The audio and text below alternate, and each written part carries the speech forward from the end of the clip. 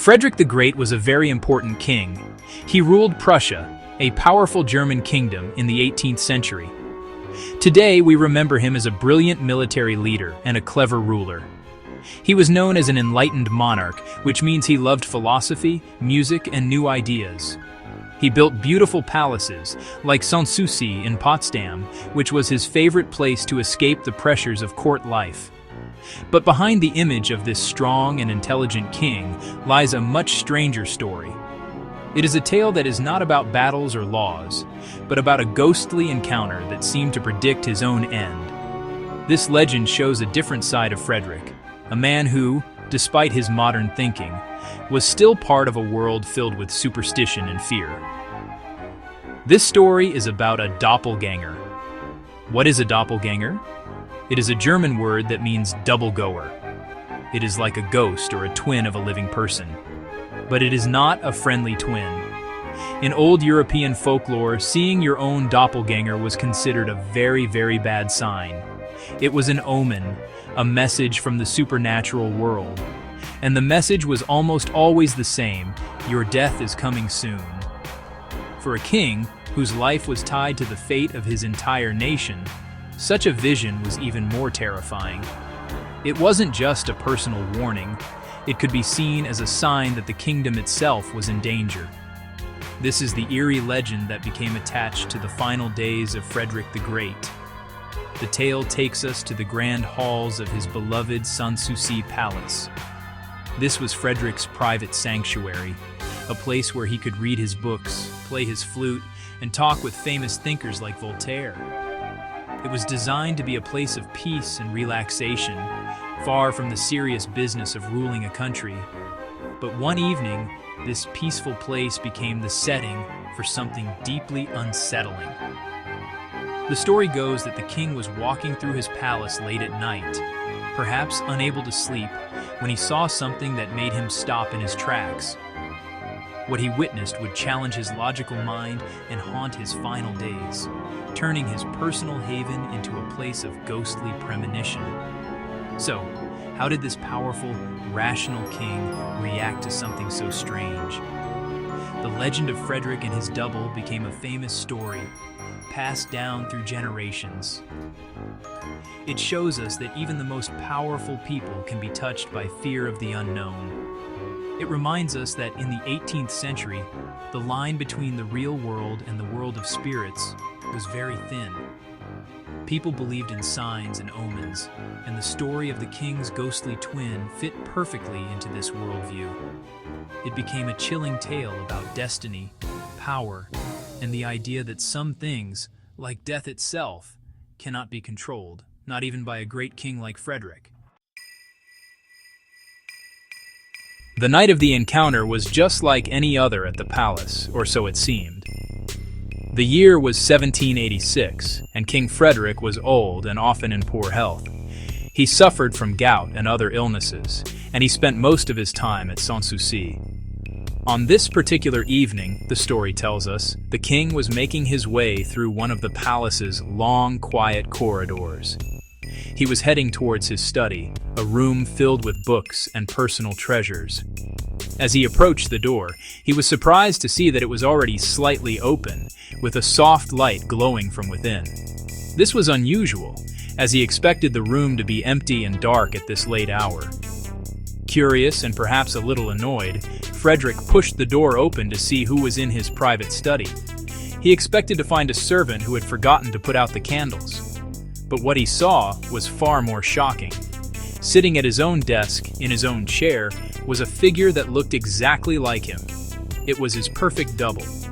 The figure was dressed in the same night clothes Frederick was wearing, and it had the same tired, aged face. The doppelganger did not seem to notice the real king standing in the doorway. It just sat there silently, as if lost in thought, a ghostly reflection in the candlelight. For a moment, Frederick was frozen in disbelief. He was a man of reason and logic, not someone who believed in ghosts or spirits.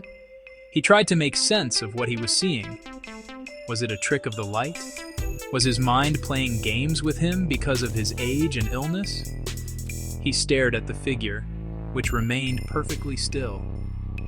The silence in the room was heavy and unsettling. The double was not a threat. It did not move or speak, but its very presence was a terrifying violation of the natural order. It was as if death itself had taken a seat at his desk, patiently waiting for him. Slowly, the king gathered his courage. According to the legend, he took a step back, closed the door quietly, and retreated to his chambers without saying a word to anyone. He did not confront the strange visitor. He did not call for his guards or servants. Instead, he kept the chilling vision to himself. The sight of his own double sitting in his most personal space was a profound and deeply personal shock. It was an omen he could not ignore, a silent message that his time was running out. From that night on, the king was a changed man, carrying the weight of what he had seen.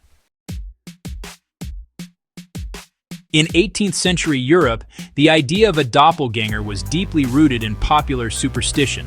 It was not just a strange coincidence, it was a direct and terrifying omen of death. This belief was widespread among all classes of society, from the poorest farmers to the wealthiest nobles. The logic was simple and frightening. The universe only had room for one you. If your ghostly double appeared, it meant that your soul was preparing to leave your body. It was a sign that your earthly existence was coming to an end. Such stories were told in hushed tones around fireplaces, and they served as powerful reminders of human mortality in an age before modern science. For royalty, the meaning of such an omen was even more serious. A king or queen was not just an individual, they were the living symbol of their nation. Their body, known as the body politic, represented the health and stability of the entire kingdom. Therefore, a death omen for a monarch was seen as a bad sign for everyone. It could signal a time of instability, a crisis of succession, or even war. The life of the ruler was connected to the destiny of the state. So, when a king like Frederick the Great claimed to see his own double, it was not merely a personal horror. It was a supernatural warning that the kingdom of Prussia itself was on the verge of a major change. This is why Frederick's reaction to his vision is so significant. As a man of the Enlightenment, he publicly promoted reason over superstition. He enjoyed debating with philosophers who dismissed old beliefs as nonsense. Yet, when faced with his own doppelganger, he did not dismiss it. The story says that after the encounter, the king's mood changed dramatically. He became more withdrawn, more somber, and seemed to be preparing for his end. He allegedly told a few of his closest confidants about the vision, accepting it as a true prophecy of his impending death. His logical mind could not explain it, so his instinctual fear took over. This shows the powerful hold that superstition still had, even on the most enlightened minds of the era. The king, who had faced down entire armies on the battlefield without fear, was deeply shaken by a silent, ghostly image of himself. The encounter marked a turning point in his final days. His health, which was already poor, began to decline much more rapidly.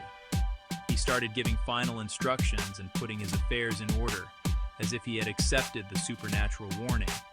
The vision at Sanssouci had confirmed his deepest fears, and he began to live as a man who knew his days were numbered.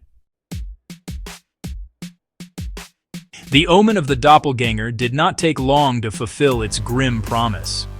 Just a few days after the eerie encounter in his study, King Frederick the Great's health took a sharp and final turn for the worse. The vision seemed to have broken his spirit, hastening the inevitable. On August 17, 1786, Frederick died peacefully in his armchair at Sanssouci Palace, the very same palace where he had seen his ghostly double. The prophecy had come true. The timing of his death, so soon after the alleged sighting, cemented the story in the public imagination. It was no longer just a strange event. It was a confirmed supernatural prophecy. The story of the king and his doppelganger quickly spread throughout Prussia and across Europe. It became a famous piece of royal lore, a perfect example of a supernatural tale attached to a historical figure. Why did it become so popular? Because it combined several fascinating elements. It involved a famous and powerful king, a spooky and mysterious palace, and a well-known superstition about death. The story made the great king seem more human. It showed that even a powerful ruler was subject to the same fears and the same ultimate fate as his people. It was a story about the limits of power in the face of destiny. Furthermore, the legend tells us a lot about the beliefs of the time. The 18th century was a period of conflict between old and new ideas. On one hand, you had the Enlightenment, with its focus on science, reason, and logic. On the other hand, deep-seated beliefs in fate, omens, and the supernatural were still incredibly strong. Frederick's story is the perfect meeting point of these two worlds. He was a symbol of the new way of thinking, yet he was ultimately caught in an old web of superstition. The story served as a dramatic reminder that no matter how much progress humanity made, some ancient fears about death and the unknown would always remain. In the end, the legend of Frederick the Great's doppelgänger has lasted for centuries because it speaks to a universal human experience: the fear of death and the mystery of what comes next. It's a chilling ghost story with a king at its center, making it feel grand and important. Whether the king truly saw a ghost or if it was a hallucination brought on by illness and old age is impossible to know. But the power of the story doesn't come from its truthfulness. It comes from what it represents. The idea that even the greatest among us are powerless before fate, and that sometimes the most terrifying enemy we can face is a reflection of ourselves.